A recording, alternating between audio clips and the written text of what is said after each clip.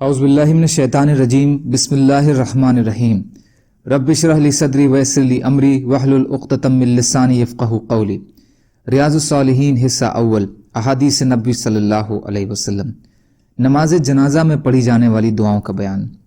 حضرت ابو عبد الرحمن عوف بن مالک رضی اللہ تعالی عنہ سے روایت ہے کہ رسول اللہ صلی اللہ علیہ وسلم نے ایک جنازے پر نماز پڑھی تو آپ کی وہ دعا میں نے یاد کر لی۔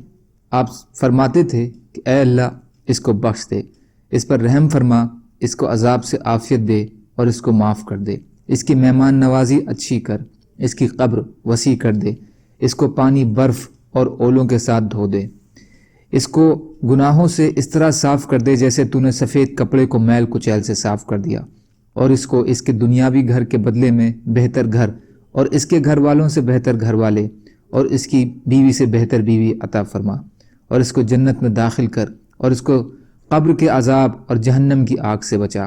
حدیث کے راوی حضرت عوف رضی اللہ عنہ فرماتے ہیں کہ نبی اکرم صلی اللہ علیہ وسلم نے یہ دعا اس انداز سے مانگی یہاں تک کہ میں نے آرزو کی کہ یہ میت میں خود ہوتا۔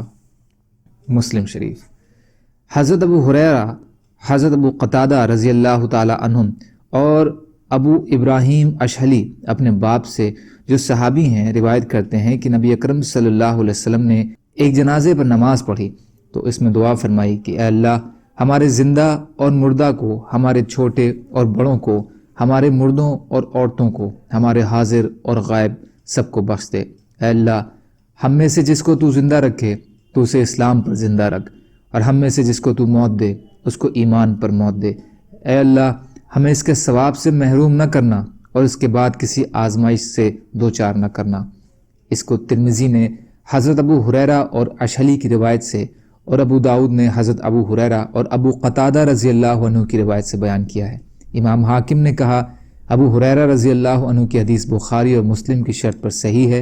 امام ترمذی نے کہا کہ امام بخاری نے فرمایا اس حدیث کی روایت میں اشہلی کی روایت سب سے زیادہ صحیح، اور اس باب میں سب سے زیادہ صحیح عوف بن مالک کی حدیث ہے۔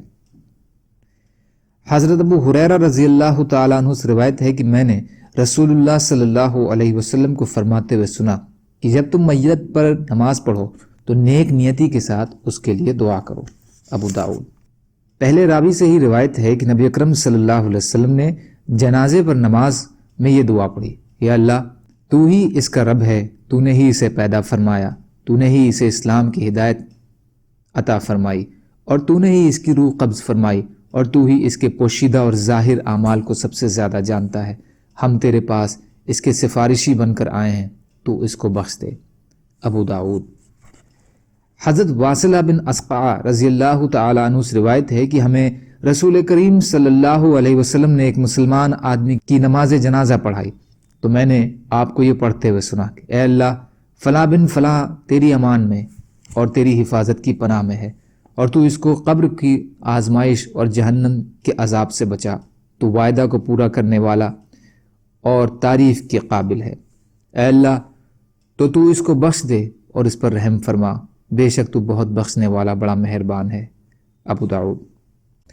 اللہ تعالیٰ کہنے سننے سے زیادہ عمل کی توفیق عطا فرمائے، اور مظلوم کشمیریوں، فلسطینیوں اور دیگر ممالک میں جہاں بھی مسلمان بھائی بہن پریشان حال ہیں، یا اللہ آپ ان کی مدد فرمائیے اور ہم کو بھی اپنی استعداد کے بقدر اپنا حق ادا کرنے والا بنائیے، آمین۔ سبحان اللہ و بحمدہ، سبحانک اللہم بحمدک، اشہد ان لا الہ الا انت، استغفرک و اتوب الیک۔ سبحان ربک رب العزۃ عما یصفون، وسلام علی المرسلین، والحمد للہ رب العالمین، برحمتک یا ارحم الراحمین۔ لا الہ الا اللہ، محمد رسول اللہ۔